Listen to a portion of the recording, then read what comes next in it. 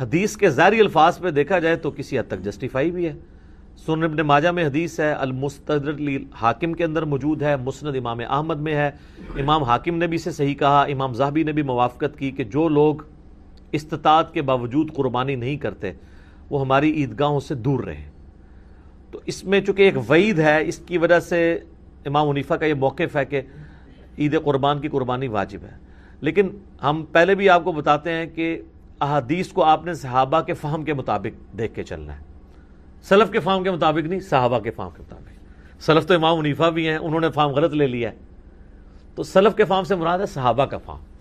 صحابہ کا فہم یہ ہے کہ مصنف عبد الرزاق میں اور سنن الکبری البیہقی کے اندر موجود ہے کہ سیدنا ابو بکر اور عمر رضی اللہ عنہما بعض اوقات جان بوجھ کے عید قربان کی قربانی چھوڑ دیا کرتے تھے تاکہ لوگ اسے واجب نہ سمجھ لیں.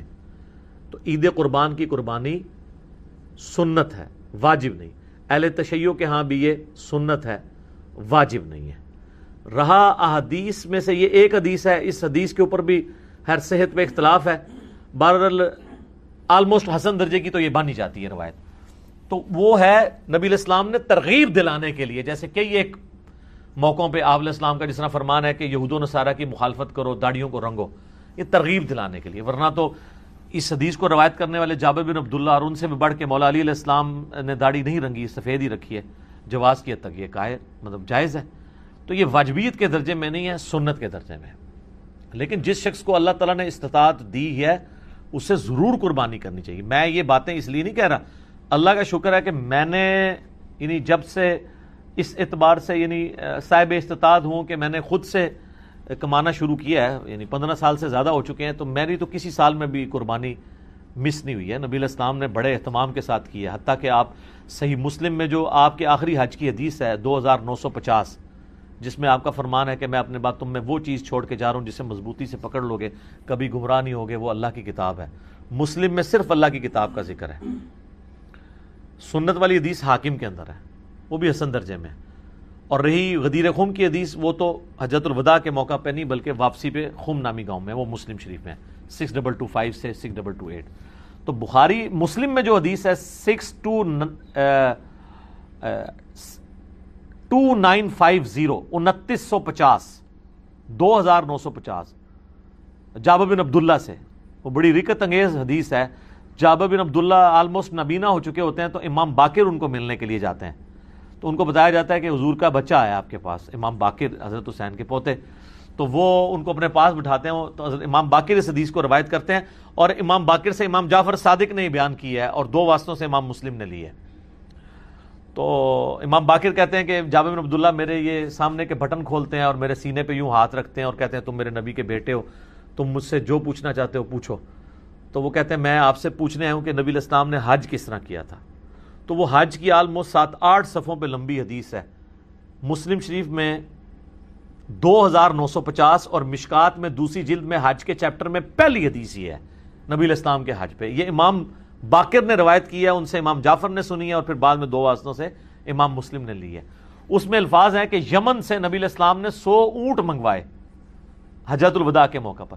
63 اونٹ آپ نے اپنے مبارک ہاتھوں سے نہر کیے ایک حج کے موقع پہ. 63 اونٹ، اور یہ حضور اپنی طرف سے کر رہے ہیں، اور باقی 37 جو ہیں وہ مولا علی کو کہا کہ تم نے کرنے ہیں. تو 63 میں اشارہ تھا کہ آپ کی چونکہ زندگی مبارک کے 63 سال ہیں، آپ نے پورے سال ایک سال کی قربانی ایک ہی دفعہ کی ہے.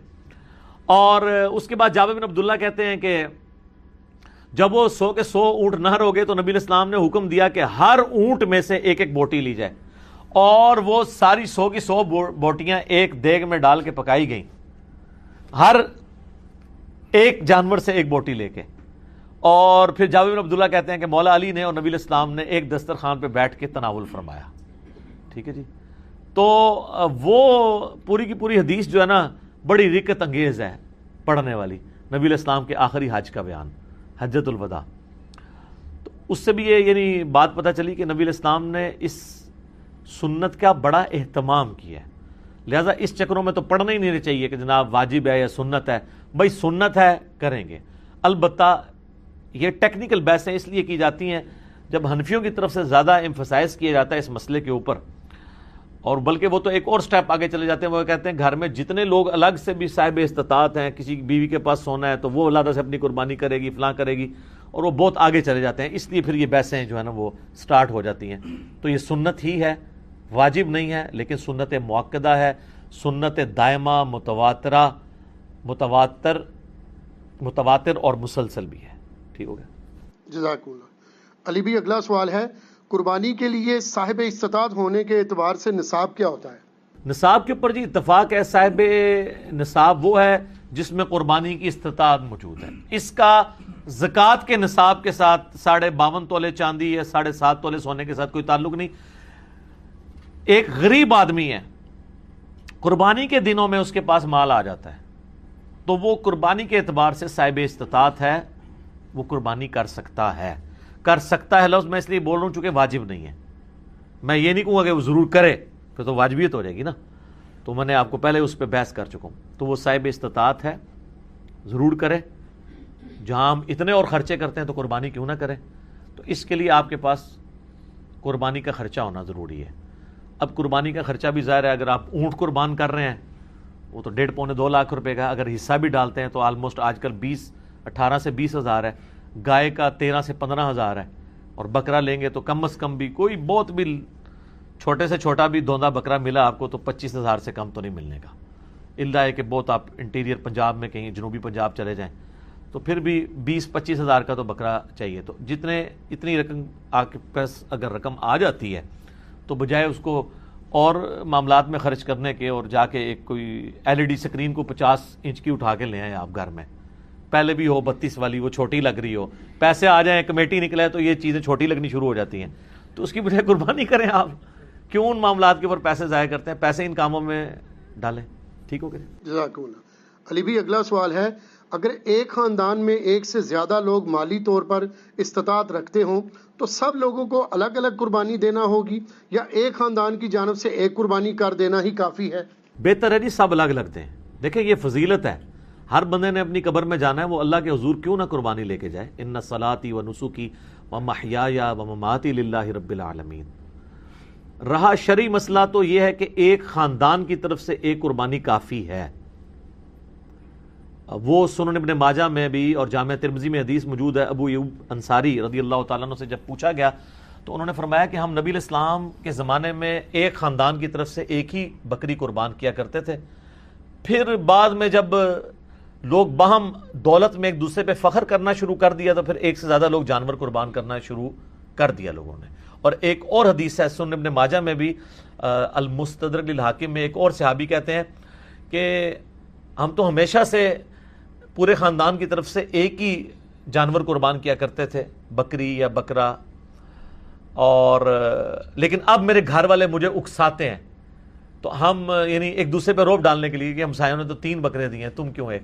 یہ صحابہ کے زمانے میں بھی ہے سر، یہ جو ہائری پیڑی ہے جو ہم کہتے ہیں نا، اس پیڑی نے تینا کرتا، یہ وہ جو ایک خاندانی ٹسل ہے، یہ تو وہ صحابی کہتے ہیں اب مجبوراً ہمیں اپنے گھر والوں کے اکسانے کے الفاظ ہیں، اکسانے پہ ہم بھی 1-2 بکرے زیادہ کر دیتے ہیں، ورنہ شرعی مسئلہ یہی ہے کہ ایک خاندان کی طرف سے ایک قربانی۔ یہ خاندان سے مراد ایک چولہا ہے، ایک چولہا اس اعتبار سے کہ میاں بیوی بچے۔ اب آپ کو گھر ایسا لے آئیں کہ جہاں پہ 5 فیملیز رہ رہی ہیں اور چولہا ایک ہو تو وہ آپ کہیں گے ایک قربانی نہیں، وہ 5 خاندان ہے۔ چولہا عموماً بولا جاتا ہے اس اعتبار سے کہ ایک کوئی مرد ہے، اس کی بیوی اس کے ساتھ ہے، اس نے ماں باپ بھی اپنے ساتھ رکھے ہوئے ہیں، ایک ہی چولہے سے کھا رہے ہیں، تو وہ اس اعتبار سے ایک خاندان ہے۔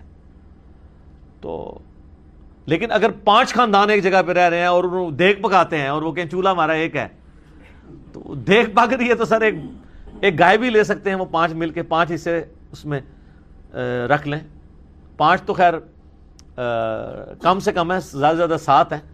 اچھا یہ بھی بعض لوگوں میں مشہور ہے کہ جی 7 ضروری پورے کر رہے ہیں، نہیں، 7 زیادہ سے زیادہ، ایک بندہ بھی ایک گائے دے سکتا ہے، 2 بندے بھی مل کے ایک گائے دے سکتے ہیں، بکرا نہیں 2 بندے مل کے دے سکتے گائے۔ تو اگر 5 گھر میں خاندان ہے، ویسے خرچے ان کے علیحدہ علیحدہ ہیں، صرف ایک چولہا اکٹھا ہونے سے یہ نہیں ہوگا کہ ایک خاندان بنے گا۔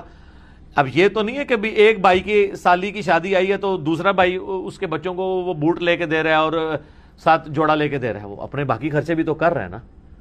تو اس اعتبار سے اگر میاں بیوی بچے یہ ایک خاندان ہے، ٹھیک ہے، چاہے وہ 5 بھائی اکٹھے رہ رہے ہیں، چولہا اکٹھا جل رہا ہے، پھر بھی وہ 5 خاندان تصور ہوں گے، ہر ایک خاندان کو اپنی قربانی الگ سے دینی چاہیے اور اس سنت کے اوپر عمل کرنا چاہیے. ایک خاندان کی طرف سے ایک قربانی کر لینا کافی ہے.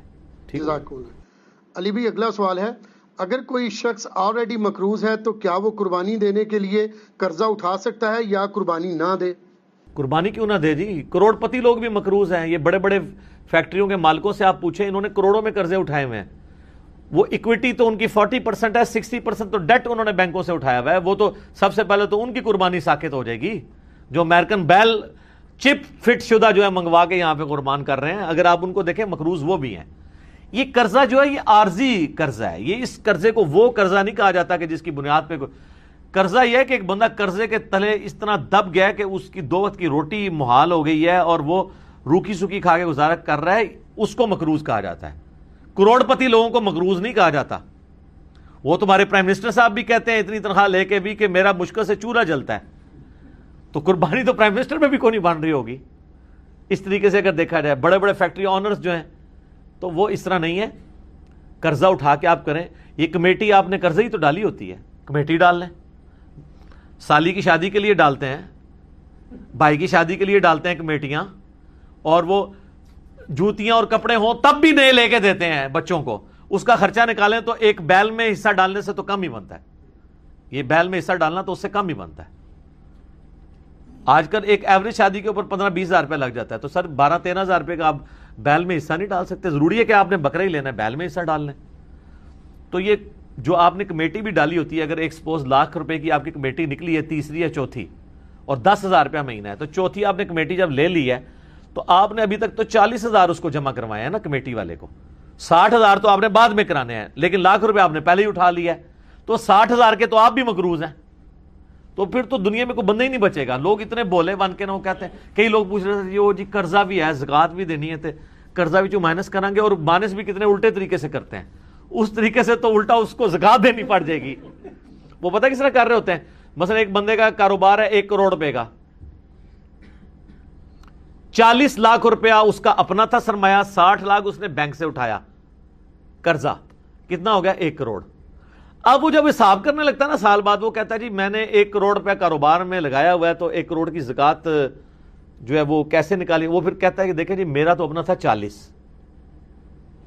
60 میں نے بینک سے اٹھایا، تو 60 میں سے 40 نکل گئے، تو 20 لاکھ کا تو میں ابھی بھی مقروض ہوں. تو میں تو مقروض ہوں، میں کیوں زکات دوں گا؟ حالانکہ وہ بیوقوف بھول جاتا ہے کہ کاروبار میں اس نے 1 کروڑ لگایا ہوا ہے. یہ 60 لاکھ 1 کروڑ میں سے مائنس ہونے ہیں، 40 لاکھ میں سے نہیں مائنس ہونے. 40 لاکھ تو اس کا اپنا تھا نا، 60,000 اس نے قرضہ اٹھایا، تو ٹوٹل کتنا ہوا؟ 1 کروڑ. اب کاروبار میں 1 کروڑ لگا ہوا ہے، 1 کروڑ میں سے 60 لاکھ مائنس ہونا ہے. اپنے 40 جو بھی وہ 60 کاٹ دیتے. ٹھیک ہے. ویسے ماشاءاللہ آپ ان کو دیکھیں، ان پڑھ چٹے ان پڑھ ہے، کروڑوں کا بزنس کر رہے ہیں. آپ کو جناب زبانی پورے دن کا حساب کتاب بتا دیں گے، اور نام نہیں اپنا لکھ سکتے. کاروبار میں اتنے تیز ہیں. دعائے قنوت پھر بھی نہیں یاد ہوگی ان کو. جنازے تو ویسے ہی نہیں آتا نا، غور پہ ہے کوئی اور. تو یہ سارے بہانے ہیں جی قربانی کے. میں تو پوری کوشش کرتا ہوں کہ اس کے اوپر لوگوں کو ترغیب دلائی جائے کہ قربانی نہ مس کریں. سر یہ بہت بڑی نعمت ہے. آپ قیامت والے دن اور کچھ نہیں ہے تو حضرت ابراہیم علیہ السلام سے سفارش کے لیے عرض کر سکتے ہیں. ان کی سنت کو زندہ رکھا، ان کی سنت آپ نے زندہ، سنت ابراہیمی کو زندہ رکھا. کوئی ایک نیکی اپنے ساتھ رکھیں اور اچھی چیز قربان کریں، ریاکاری کے لیے نہیں. جس طرح وہ یہ بھی دیکھیں آپ، یہ ٹی وی چینلز پہ شروع ہو جائے گا. وہ کراچی میں ایک بندہ ہے، وہ جناب بچپن میں ایک بیل اوپر 30 منزل پہ 4تھی منزل پہ چڑھا لیتا ہے، پھر وہ کرین آتی ہے اس کو اتارنے کے لیے. اس طریقے سے ایک بندہ ہے وہ جناب امریکن بیل منگواتا ہے، اس میں چپیں فٹ ہوئی ہوتی ہیں. تو اگر یہ وہ اللہ کے لیے اچھا جانور دینا بہت اچھی بات ہے، لیکن اس کی نمائش نہیں ہونی چاہیے. ریاکاری ہوئی تو اعمال برباد ہونے کا خدشہ ہے. مسند احمد میں حدیث ہے جس نے دکھلاوے کے لیے نماز پڑھی اس نے شرک کیا، حالانکہ پڑھی نماز ہے. دکھلاوے کے لیے روزہ رکھا اس نے شرک کیا، اور دکھلاوے کے لیے اللہ کی راہ میں صدقہ کیا. یہ صدقہ ہی ہے نا اللہ کی راہ میں قربانی کرنا، تو اس نے شرک کیا. اور جو مسلم شریف میں حدیث ہے کہ قیامت والے دن ایک سخی کو، ایک شہید کو، ایک قاری کو بلایا جائے گا، اللہ تعالیٰ تینوں کو اپنی نعمتیں گنوائے گا، تو پوچھے گا تو نے میرے لیے کیا کیا؟ شہید کہے گا یا اللہ جان دے دی اور کیا کرتا، اس سے بڑی کیا بات تھی؟ اللہ کہے گا اس لیے دی کہ لوگ تجھے بہادر کہیں، لہٰذا دنیا میں تیری بڑی تعریف ہوئی ہے، اوندا منہ کر کے دوزخ میں۔ سخی کو اللہ تعالیٰ پوچھے گا، کہے گا یا اللہ میں نے تو اتنا کچھ خیرات کیا، میں تو مسجد کی ٹوٹیوں کے اوپر نیم پلیٹ بھی لگوائی کہ فلاں سیٹ صاحب نے یہ وضو خانہ اور ٹائلٹ بنوایا ہے، اور بھی تو یقین نہیں آتا بریکٹائچ۔ تو اللہ تعالیٰ مائے گا یہ تو اس لیے کہا کہ لوگ اس تیری تعریف کریں، کر لی گئی، جا دوزخ میں، تم میرے پاس کوئی اجر نہیں۔ اور اس طریقے سے قرآن کے قاری کو کہا جائے گا تو نے اس لیے کیا کہ لوگ تیری تعریف کریں، تو بہت بڑا لامہ ہے۔ تو تجھے دنیا میں لوگوں نے ماشاءاللہ اتنی مدہ ذلہ دامت برکاتم عالیہ اور حافظہ اللہ، آیت اللہ، یادگار اسلاف، یادگار اسلاف نہ لکھا کرو، یہ مطلب پتا کیا ہے کہ جڈا وڈا فراڈیا ہے نا، یہ اسلاف بھی ایڈے وڈے فراڈیے سن، یہ انہوں نے یاد ہی تازہ کر رہے ہیں نا، یہ تو اتنا خطرناک جملہ ہے نا لکھا کرو۔ میرا دماغ ہوئے پاسے ٹوٹ جاتا ہے کہ یار یہ یادگار اسلاف اگر یہ ہے تو یہ مطلب ہے جو میں سوچتا ہوں کہ پچھلے بھی یہی کچھ کرتے رہے ہیں اور یہ انہی کی یاد تازہ کر رہا ہے، تو یہ مطلب یہ انہی کی جائز روحانی اولاد ہے۔ یادگار اسلاف نہ لکھا کرو، ٹھیک ہے، اگر اسلاف کو آپ نے بچانا ہے تو۔ اور یہ باتیں کرنا صرف آسان ہے، دین کے اوپر چلنا بڑا مشکل کام ہے۔ تو جناب قرضہ اٹھانا پڑتا ہے تو کوئی مسئلہ نہیں، قرضہ کیا آپ کو سب مر چلیں، قرضہ اٹھا کمیٹی ڈال لیں، پلان کریں قربانی کے لیے۔ اگر آپ نے ہر مہینے میں بھی 1000 روپے علیحدہ کیا ہو نا، سال بعد 12,000 روپے بن جاتا ہے، آپ ایک حصہ ڈال ہی سکتے ہیں۔ تو اس کو جس طرح باقی خرچے رکھے ہوئے ہیں نا، بچوں کی فیس، بچوں کی فیسیں آج کل 2000 سے تو سٹارٹ ہو رہی ہیں ایک عام نارمل سکول کے اندر، تو 24,000 روپے تو آپ بچوں کی فیس بھی سال کی دے رہے ہیں، ٹھیک ہے۔ کرونا کی وجہ سے پھر بھی حیا نہیں آئی ہے اسکول والوں کو کہ پیسے ہی کچھ کم کر دیں، فیسیں آپ سے پوری لے رہے ہیں، تو سال میں 1000 روپے علیحدہ کر کے آپ اللہ کی راہ میں قربانی نہیں کر سکتے؟ کرنی چاہیے۔ ایون قرضہ بھی اٹھانا پڑتا ہے، ضرور اٹھائیں، کریں، کیونکہ یہ قرضہ ایسا نہیں ہے کہ جو آپ کی گردن کو دبوچ لے گا، آپ آسانی سے اتار لیں گے۔ 12-13,000 روپیہ کیا چیز ہے؟ اب اس چکر میں نہ پڑ جائے کہ میں نے جا کے 50,000 روپے دی کوئی بیتل بکری جا کے لینی ہے، تو وہ تو ظاہر ہے اتنا بڑا ہاتھ بھی نہ ڈالیں آپ، ٹھیک ہے، نارمل قربانی کر لیں جو آپ گھر میں۔ اچھا بعض لوگ ہیں گھر میں موٹا گوشت کھانے کو عیب اور گالی سمجھتے ہیں، اور جب قربانی کا موقع آتا ہے تو وہ بڑے گوشت میں حصہ ڈال دیتے ہیں پیسے بچانے کے لیے۔ تو چاہیے یہ ہے کہ پھر جو اگر آپ چھوٹے گوشت کو پریفرلی گھر میں کھاتے ہیں، صرف چھوٹا گوشت جو کھا رہے ہیں میں ان کی بات کر رہا ہوں، جو مکس کر کے کھا رہے ہیں ان کی نہیں بات کر رہا، تو آپ کو پھر قربانی بھی چھوٹے گوشت کی ہی دینی چاہیے۔ لن تنالوا البر حتى تنفقوا مما تحبون، تم کبھی بھی نیکی کے اعلیٰ درجے کو نہیں پا سکتے جب تک کہ پسندیدہ چیزیں اللہ کی راہ میں خراب نہ کرو۔ ویسے موٹے گوشت سے آپ گن کھائیں اور کہیں جی ساڑھے گھر سے پکدے ہی چھوٹا ہے، جو قربانی دی واری آئے تھے وہ جناب موٹا گوشت کا حصہ 13,000 روپے کا بن رہا ہے اور بکرا جو ہے وہ آ رہا ہے 30,000 روپے کا، ادھر جناب تمہیں یاد آ جائے کہ وہ جی ابراہیم علیہ السلام جڑے نا وہ بھی بنایا بچڑا لائے سن فرشتیاں واسطے، تے موٹا گوشت تے سنت ابراہیمی ہے، ٹھیک ہے۔ سر بڑا گوشت سنت ابراہیمی ہے اور چھوٹا گوشت سنت محمدیہ ہے صلی اللہ علیہ وآلہ وسلم۔ بخاری مسلم میں حدیث شفاعت جو ہے وہ سٹارٹ ہی اس سے ہوتی ہے کہ نبی علیہ السلام کے سامنے دستی کا بکری کا گوشت رکھا تھا، آپ وہ ساتھ ساتھ کھا رہے تھے اور آپ نے شفاعت والی حدیث بیان کی کہ قیامت والے دن سب کے سب لوگ پہلے حضرت آدم کے پاس جائیں گے۔ وہ حدیث کا آغاز ہی بخاری مسلم کا اس سے ہوتا ہے، اور اس سے یہ بھی ثابت ہوا کہ کھانا کھاتے ہوئے گفتگو کرنا سنت ہے، لیکن یہ اس میں احتیاط بھی ہے۔ بعض لوگ بہت بڑے بڑے نوالے لیتے ہیں، ساتھ گفتگو کرتے ہیں، بعض کا سانس کی نالی میں چلا جائے نا تو لگ پتہ جانا جائے۔ یہ جو منع کرتے ہیں نا لوگ کھانا کھاتے ہوئے بولنا نہیں چاہیے، یہ کوئی شرعی مسئلہ نہیں ہے، بلکہ اس لیے کہا جاتا ہے کہ وہ کھانا کھاتے ہوئے بعض اوقات وہ سانس کی نالی میں چلا جاتا ہے۔ اور آپ کو پتہ ہے یہ جینون بیماری بھی ہے بعض لوگوں کو، میں کئی ایسے لوگوں کو جانتا ہوں جن کو معدے کا ایشو ہے نا، ان کو ڈاکٹرز نے باقاعدہ کہا ہوا ہے کہ آپ نے کھانا کھاتے وقت نا صرف کھانا کھانا ہے، نہ باتیں کرنی ہے، نہ ٹی وی دیکھنا ہے، اور آپ نے اپنے ذہن میں حاضر کرنا ہے کہ آپ کھانا کھا رہے ہیں، کیونکہ دماغ کے سگنل پھر وہ ایسے چلیں گے کہ آپ کا خوراک کی نالی میں نہیں جائے گا۔ یہ جینون پرابلم ہے، یہ اذانیں شروع ہو چکی ہیں، بقیہ کے سوالات انشاءاللہ اذانوں کے وقفے کے بعد انشاءاللہ۔ بسم اللہ والحمد للہ والصلاة والسلام علی رسول اللہ وعلی آلہ واصحابہ اجمعین الی یوم الدین۔ الحمدللہ آج 19 جولائی 2020 کی علمی و تحقیقی مجلس نمبر 124 کی جو اسٹوڈیو ریکارڈنگ ہے اس کے بقیہ سوالات کی طرف آتے ہیں اذان کے وقفے کے بعد والے سوالات کی طرف۔